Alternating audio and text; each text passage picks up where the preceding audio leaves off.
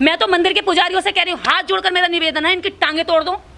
किनकी? जो मंदिरों में आए आपके, आप भगाते हो ना इनको, अपमानित करते हो, और लोग मूवमेंट चलाते हैं कि भैया मंदिर से अपमानित करके भगा दिया, हमारा अपमान कर दिया। दलित कहाँ जाए पूजा पाठ धर्म के लिए?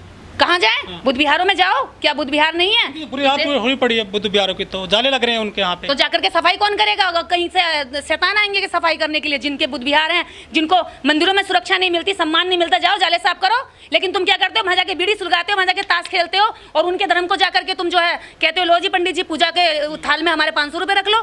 तो तुम्हारा जब तक दिमाग सही दिशा में नहीं आएगा, तुम्हारे बच्चे, तुम और तुम्हारी महिला सुरक्षित नहीं रहेंगी, न तुम्हारे अधिकार सुरक्षित रहेंगे। तुम्हारा जीवन ऊंचा अगर होगा तो नौकरियों से होगा, रोजगार से होगा, उद्योगों से होगा, कंपनियों से, फैक्ट्रियों से होगा, पैसों से होगा, आर्थिक आज़ादी से होगा, राजनीति की सीट पर जाने से होगा। धर्म में लगे रहिए और देश की बागडोर हम संभाल रहे हैं, और इसको जैसे भी होगा 4 पूंजीपतियों के हाथ में दे करके वो बेच बाच कर अपना चले जाएंगे।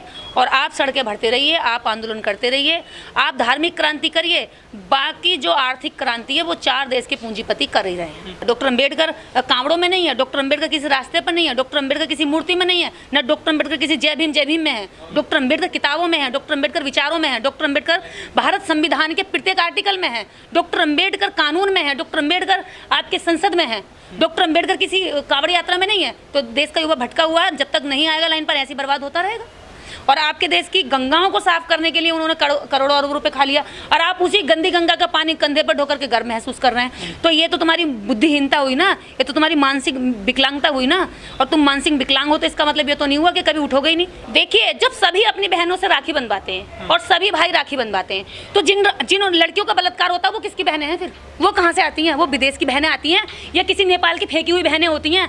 जब सभी बहनों का सम्मान कर रहे हैं और उनका राखी बांध करके, बंधवा करके ये वादा दे रहे हैं कि बहन मैं तेरी सुरक्षा करूंगा, तो फिर इन बहनों की सुरक्षा क्यों नहीं हो रही? इन बहनों के बलात्कार क्यों हो रहे हैं? देश के अंदर लाखों केस बलात्कार के होते हैं, और लाखों वो होते हैं जो अनरजिस्टर्ड होते हैं। मैंने तो आज तक, मेरे भाई ने कभी राखी नहीं बंधवाई मुझसे, और देखिए वो मेरी सुरक्षा ऐसे करता है, रात दिन परछाई की तरह रहता है, मेरी गाड़ी चलाता है, मेरे खाने पीने, मेरे सेहत का पूरा ध्यान रखता है।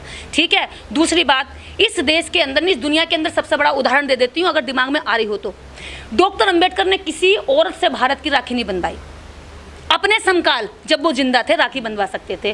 उन्होंने ऐसा काम किया कि जब वो जीवित थे तब भी औरतों को लाभ मिला, और उनके जाने के बाद सदियां पीढ़ी दर पीढ़ी औरतें, लड़कियां पैदा होती रहेंगी, और पैदा होने के बाद डॉक्टर अंबेडकर के दिए अधिकारों की बदौलत सुरक्षित महिलाएं सबसे ज़्यादा इस भारत ने, इस दुनिया के अंदर, यदि घर की सबसे पहली हम कहें बेस है तो महिला है, क्योंकि बच्चे को संस्कार महिला देती है, माँ देती है। चाहे नेता हो, वकील हो, डॉक्टर हो, इंजीनियर हो, कोई भी हो, देश का प्रत्येक नागरिक महिला की माँ की गोद से खेलकर बड़ा होता है। जैसे वो संस्कार देगी वैसा वो बड़ा हो जाएगा। माँ चाहे तो बुद्ध बना दे, माँ चाहे तो अंगुली माल बना दे। और उसके बाद है समाज, कि समाज का परिवेश क्या होता है। इसके ऊपर है सरकार की नीतियाँ, कि सरकार किन चीज़ों को प्रमोट कर रही है और किन चीज़ों को लाठियाँ बरसा रही है। तो जितना भी आडंबर देश के नागरिक ढोते हैं, महिलाएं हों, युवा हों, सड़कों पर अभी देख लीजिए कांवड़ियों ने खूब वो ढोई है, वजन ढोए हैं। तो अभी जिन बुजुर्गों की कंधे पर ढोकर के कुछ लड़कों की ऐसी तस्वीरें आई हैं, खुद की हालत ख़राब है, पैरों में छाले हैं। को ढो रहे हैं वो कांवड़ में। हाँ, वो एक अलग विषय है कि वो अपने माँ बाप को कंधे पर लेकर ढो रहे हैं। लेकिन सरकारें वृद्धा पेंशन ख़त्म कर रही हैं, उसकी लड़ाई नहीं लड़ रहे हैं। जो उनके जीवन को अच्छा बनाने के लिए, उनकी दवाई लाने के लिए, उनको लत्ता कपड़ा जो भी ज़रूरत होती है बुढ़ापे में, उनकी वृद्धा पेंशन ख़त्म की जा रही है। तो आपको जो राइट्स चाहिए, हमें इस आडंबर से कुछ नहीं मिला। अगर मिला है तो अधिकारों से मिला है तो संविधान से। लेकिन मेरठ में एसएसपी और जो डीएम है वो खुद फूल बरसा रहे हैं कांवड़ियों पर, हेलीकॉप्टर से। योगी जी भी बरसा रहे हैं, तो धर्म तो मजबूत कर रहे हैं ना वो। देखिए, वो यही जताना चाह रहे हैं कि आप धर्म में लगे रहिए और देश की बागडोर हम संभाल रहे हैं, और इसको जैसे भी होगा 4 पूंजीपतियों के हाथ में दे करके वो बेच बाच कर अपना चले जाएंगे।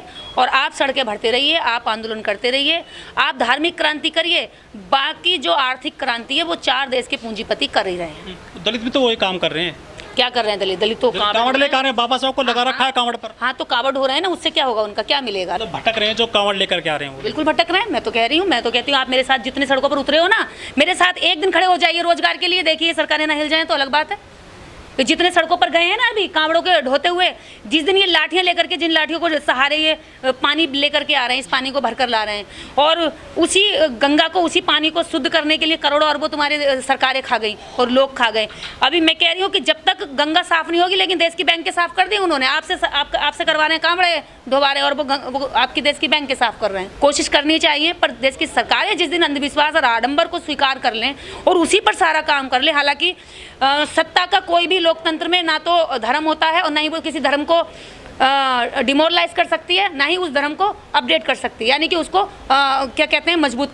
हमारी ये वीडियो अगर पसंद आई हो तो चैनल को लाइक करें, सब्सक्राइब करें और चैनल पर बने रहने के लिए बेल आइकन दबाना ना भूलें।